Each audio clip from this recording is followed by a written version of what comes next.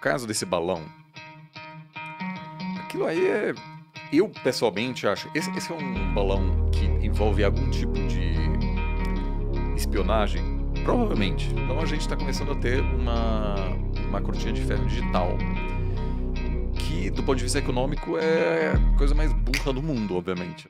E hoje todas as grandes empresas estão praticamente se preparando para uma guerra tecnológica que eu acho que vai ter um impacto econômico muito mais amplo do que a gente reconhece hoje. Algumas pessoas passam 8 horas por dia trabalhando para os outros, isso não tem problema nenhum. Mas já pensou se dedicar apenas 2 horas por dia para si mesmo, ter o seu negócio digital, ter sua empresa online e ganhar em dólar através da internet? Se você quiser saber o exato passo a passo de como fazer isso, clique aqui no botão abaixo que você vai descobrir.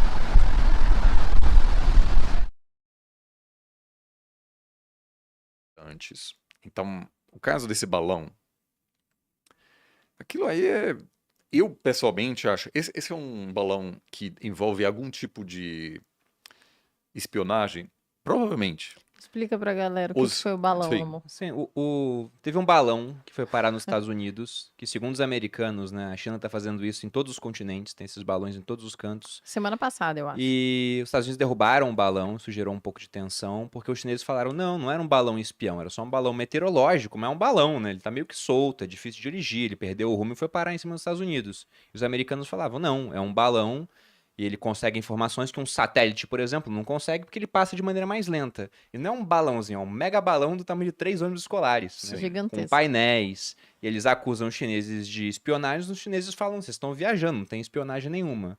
Deram uma Mas, de João sem braço. É o tipo de coisa que acontece entre grandes potências. Houve um acidente 20 anos atrás entre um avião de espionagem dos Estados Unidos que teve uma colisão perto da China com um avião da Força Aérea Chinesa. Morreu o piloto chinês naquela época. Então, o que está acontecendo agora? e eles falaram que não era nada. Que Os mesma americanos. coisa, assim, né? Então, os chineses agora até pediram desculpas, né? Falaram, olha, isso aqui. Só que, assim, o Joe Biden teve pouco espaço político para dizer, não, beleza, a gente aceita. Por quê? Porque os republicanos estão dizendo, o Biden É fraco. é fraco, ele precisa se posicionar de forma mais clara. Então, o chanceler, o secretário de Estado dos Estados Unidos, teve que cancelar a visita a Pequim. E isso é muito preocupante, porque na diplomacia, a diplomacia é para resolver problemas, no fundo. É claro, identificar oportunidades de cooperação, mas, acima de tudo, a diplomacia é para resolver pepino. Uhum. Se você cancela essa viagem, você não consegue resolver. Então, o ideal teria sido manter a viagem e dizer, vamos falar disso, vamos estabelecer algum mecanismo Vamos que pacificar diz essa assim, parada. se um balão, tal coisa acontece, se um avião de espionagem, você precisa de regras. Só que é difícil do ponto de vista político. Então, em algum momento lá na frente, aquilo pode causar uma reação política muito mais turbulenta, vamos dizer assim, imprevisível. E hoje todas as grandes empresas estão praticamente se preparando para uma guerra tecnológica que eu acho que vai ter um impacto econômico muito mais amplo do que a gente reconhece hoje. Então, a princípio, é uma má notícia para a globalização, é uma má notícia para o conhecimento, né? Porque ao longo dos últimos 30 anos, a gente conseguiu, e não só na área de ciência política, mas na área de engenharia, por exemplo, se você tinha uma empresa, você conseguia contratar os melhores engenheiros mais talentosos do mundo inteiro, independentemente da nacionalidade. Hoje isso já não funciona. Se você tem uma empresa que produz um semicondutor que pode ser utilizado para fins militares, que basicamente qualquer coisa que envolva inteligência artificial, semicondutores e qualquer outra tecnologia avançada, também pode ser utilizada para fins militares.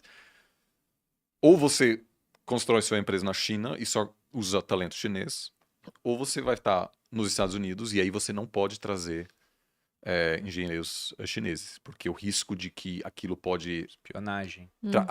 inclusive atrapalhar a sua vida com o próprio governo americano, que vai dizer, mas peraí, tem uma pessoa lá dentro que de repente pode ter alguma relação com o governo chinês. Então, isso até hoje, eu sinto isso já nos projetos de pesquisa. Quando eu olho para os painéis nas grandes conferências acadêmicas, a quantidade de painéis com participação americana e chinesa tá em queda livre, assim. Ou é um ou é outro. Sim. E é muito triste isso, porque, mano, são as duas principais. São os melhores painéis, entendeu? Se você ter esse Uma diálogo. comunicação, um diálogo. Então, projetos de dupla titulação, a quantidade de. Hoje você tem. Caiu agora para 120 mil o número de americanos nos Estados Unidos que trabalham para empresas chinesas. Esse número era muito maior. A China, os Estados Unidos adotou uma série de medidas que, se você tem cidadania americana, você não pode mais trabalhar para uma empresa chinesa na China que esteja envolvida no desenvolvimento de semicondutores avançados. Então a gente está começando a ter uma cortina de ferro digital que, do ponto de vista econômico, é a coisa mais burra do mundo, obviamente, né? Porque aquilo constrói uma parede enorme entre dois polos incríveis de produção de conhecimento, que, se você junta eles, você consegue o tipo de inovação que a gente viu ao longo das últimas décadas. Então isso eu acho que, para mim como pesquisador, eu já estou percebendo isso direto há alguns anos já, mas agora eu tenho meus projetos com parceiros americanos e meus projetos com os chineses, mas aquilo não... Dificilmente hoje você tem uma conversa, inclusive porque tem... no início eu achei até meio dramático, mas alguns anos atrás alguns amigos americanos e europeus disseram, cara, viagem para a China não faço mais. Porque houve esse caso dos canadenses, pesquisadores canadenses que foram presos logo depois do Canadá prender a filha do chefe da Huawei. Então, a gente está começando a ter as mesmas práticas que a gente tinha na Guerra Fria. Esses canadenses aí foi uma retaliação. Então, se você é um cara Pra que francês se arriscar? que fazia pesquisa na China e acontece algum problema entre Paris e Pequim político enquanto você está lá... Você pode ser o bode expiatório. Pode se Exato. ferrar. Então, assim, isso está começando a afetar, eu acho que bastante o diálogo com consequências econômicas grandes. Agora, você disse, legal, pode ter investimento na América Latina? Pode, mas a América Latina precisa fazer sua tarefa de casa, né? Porque, por enquanto, quem ganha dessa situação é o Vietnã, Tailândia, Índia.